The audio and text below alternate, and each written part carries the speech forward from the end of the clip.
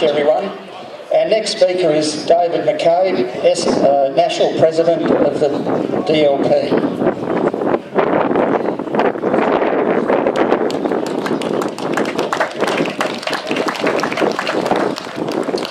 Thanks very much, Peter, and thanks for your patience.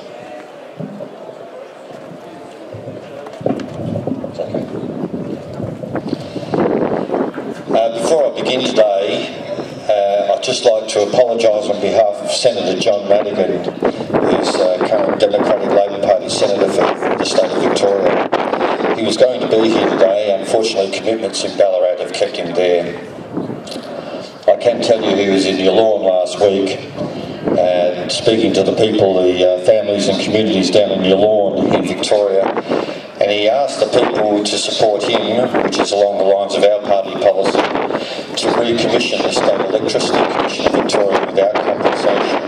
Effectively what that means is to nationalise the power supply and give it back to the Australian people so that they own it again.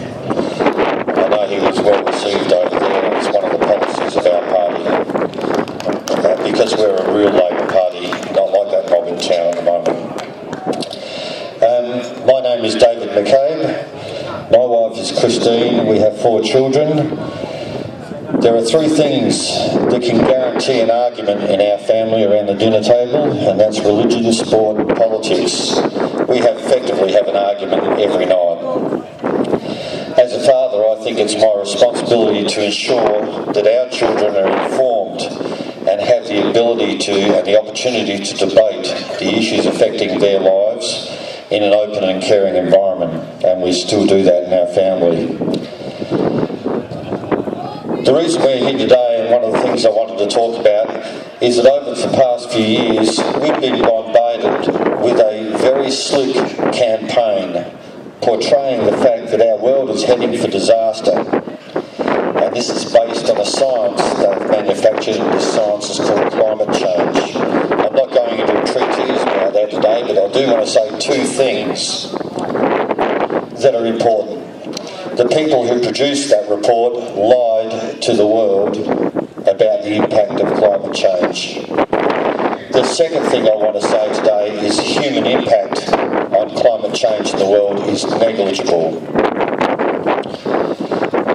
We have effectively been fed a steady diet of fear over these past few years, and we're now beginning to see the impact of that fear.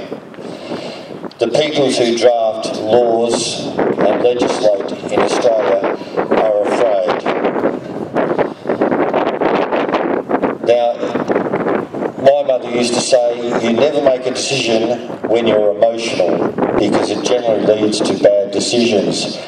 And for the past 3 years, I have, as a normal citizen, I have seen nothing but bad decisions come out of North Terrace. I'd like to introduce you and of course say welcome to the politics of fear. Don't get me wrong here, we need to be good stewards of our planet. We need to look after our resources, and I believe that we can do better, but I don't believe taxing us will achieve it, and legislating for it is definitely going too far. I think what we have achieved in politics is a measure of believing a story, and our politicians, particularly our Labor and our Green politicians, have swallowed this line hook, line and sinker. You have probably heard, I know I've definitely heard, the statement being made, the science is settled. And there is one thing I can guarantee you, it isn't. A forecast is still a forecast. I looked at my phone on Thursday and it said it's going to be fine on Friday and it'll be fine on Saturday and it'll be warm on Sunday. I looked at my phone because I got the weather on my phone, which is really impressive. It tells me it's going to rain on Friday, and it did. But Thursday it told me it was going to be fine. A forecast is a forecast. It's a prediction about the future, and this mob in there at the moment are not predicting anything very well at all. I think they should stick to stuff they know or think they know about, which is infrastructure. Let's improve and ensure that we have an adequate water supply. Let's ensure that we have improved and had an adequate power supply. Let's improve and ensure we have adequate transport systems to be enable us to move around and to prosper and grow as a community. This fear that they have engendered is something you have to believe in. It requires belief, and there's only one other entity I know which requires this level of belief, and that's called religion. And now we are entering the science or the politics of religion, and their latest sport is farmers. Now, I've been a city slicker all my life, but I have all my relatives from the country. We settled Lameroo, Pinaroo area in my family, and that's where my mum came down from. And I have a great love of the country, and I've still got a lot of relatives up there and up north as well, and I still catch up with them all. And I have the greatest respect and admiration for our farmers coming from a city environment. I believe they know how to farm. They have had generations, and as Rob Bokenshire pointed out, generations of dry farming. We're probably the best dry farmers. We're the best farmers that I know of in the world, and I fully support our farmers.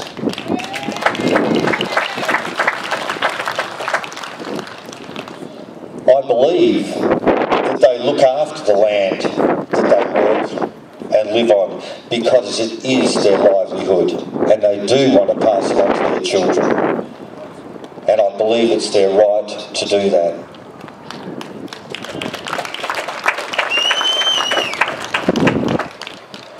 As has already been said, and we've had a lot of speakers today, I know that they're good farmers, and I know that our government needs to stand aside and let our farmers do what they do best, and that is producing our food. And I think we do it better than anyone else. Like Peter today, and as a normal citizen of our country, I'm sick and tired of one side of major politics standing up and saying, we'll do this and we'll do this and we'll introduce this legislation, only to have the opposite major political parties stand up and say, we disagree with this and we don't believe this and we're going to get rid of this. So you've got one side of major politics putting legislation in, and you've got the other side of politics taking that legislation out.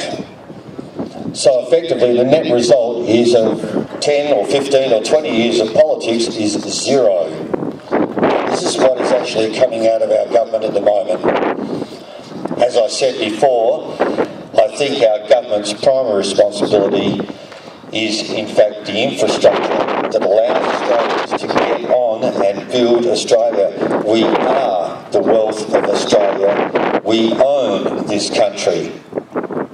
And we actually need to teach our children this, and we need to make our friends and our relatives in Adelaide and throughout the state aware that this is our country. We do own it, and we are not going to have any government give it away for us. Thanks for your time.